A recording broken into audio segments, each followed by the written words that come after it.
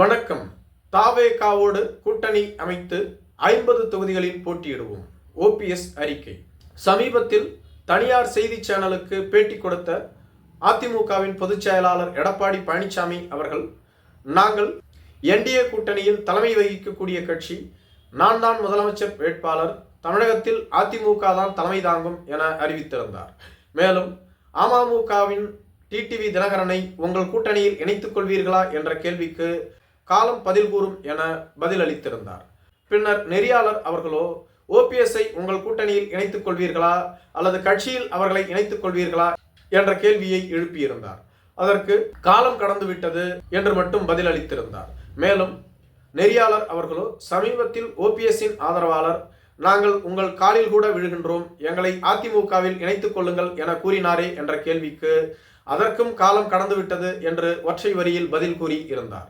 அது மட்டும் இல்லாமல் தொடர்ந்து அவர்கள் அதிமுகவை உரிமை கோருகிறார்கள், அதிமுகவே எங்களுடைய கட்சி என கேட்டு வருகிறார்கள், எங்களுக்கு எதிராக தொடர்ந்து பேசி வருகிறார்கள். அப்படி இருக்கும் பொழுது அவர்களை எப்படி நாங்கள் கூட்டணியில் இணைத்துக் கொள்ள முடியும் எனவும் எதிர்கேள்வி எழுப்பியிருந்தார். மேலும் ஓபிஎஸ் அவர்கள் தனி கட்சி தொடங்கினால் நீங்கள் கூட்டணியில் இணைத்துக் கொள்வீர்களா என்ற கேள்விக்கு முதலில் அவர் தனி கட்சியை தொடங்கட்டும், அதன் பிறகு அது பற்றி பேசலாம் என கூறிவிட்டார். அதாவது ஓபிஎஸ் அவர்கள் மீண்டும் அதிமுகவில் இணைக்கப்பட மாட்டார் என்பதை தெள்ள தெளிவாக எடப்பாடி பழனிசாமி அறிவித்து விட்டார்.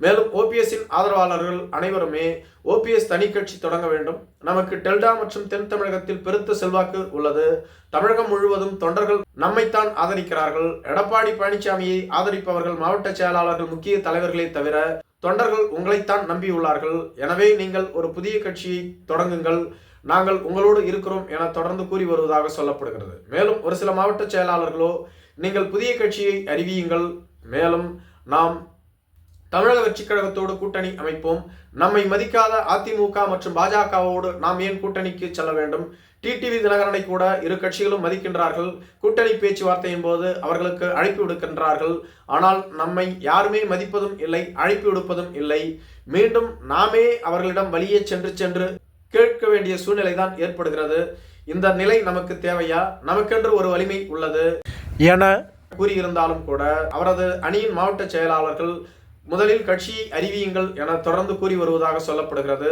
அதே சமயத்தில் ஓபிஎஸ் அவர்களோ வரும் செப்டம்பர் மாதம் 4ஆம் தேதி மதுரையில் மிகப்பெரிய மாநாட்டை கூட்ட திட்டமிட்டு இருப்பதாகவும், அந்த மாநாட்டில் தங்களது பலம் என்ன என்பதை தமிழகத்திற்கு உணர்த்துவோம் என்றும், அந்த மாநாட்டின் பொழுது தனி கட்சி தொடங்குவதா அல்லது எங்களது வேறு திட்டம் என்ன என்பதை அனைவருக்கும் தெளிவாக அறிவிப்போம் எனவும் கூறியிருந்தார். அதே சமயத்தில் சமீபத்தில் பேசிய ஓபிஎஸ் அவர்களோ, நாங்கள் 50 தொகுதிகளில் போட்டியிடுவோம் என்று கூறியுள்ளார். என்டிஏ கூட்டணியில் அவர்கள் சென்றால் 5 தொகுதிகளுக்கு மேல் தரமாட்டார்கள், 50 தொகுதிகளில் போட்டியிட வேண்டும் என்றால் ஒன்று ஓபிஎஸ் தலைமையில் ஒரு கூட்டணியை உருவாக்க வேண்டும், அப்படி இல்லை என்றால் தமிழக வெற்றி கழகத்தோடு கூட்டணி அமைக்க வேண்டும். தமிழக வெற்றி கழகமும் ஓபிஎஸ்க்கு அவ்வளவு தொகுதிகளை கொடுப்பார்களா என்பது கேள்விக்குறிதான். ஏனெனில் ஓபிஎஸ் அணியில் அவரையும் சேர்த்து 4 சட்டமன்ற உறுப்பினர்கள் மட்டுமே உள்ளார்கள். ஓபிஎஸ்க்கு என்ன செல்வாக்கு உள்ளது என்று இதுவரையிலும் யாருக்கும் தெரியாது. எனவே ஓபிஎஸ்க்கு 50 தொகுதிகள் கிடைக்குமா என்பது கேள்விக்குறிதான். நன்றி.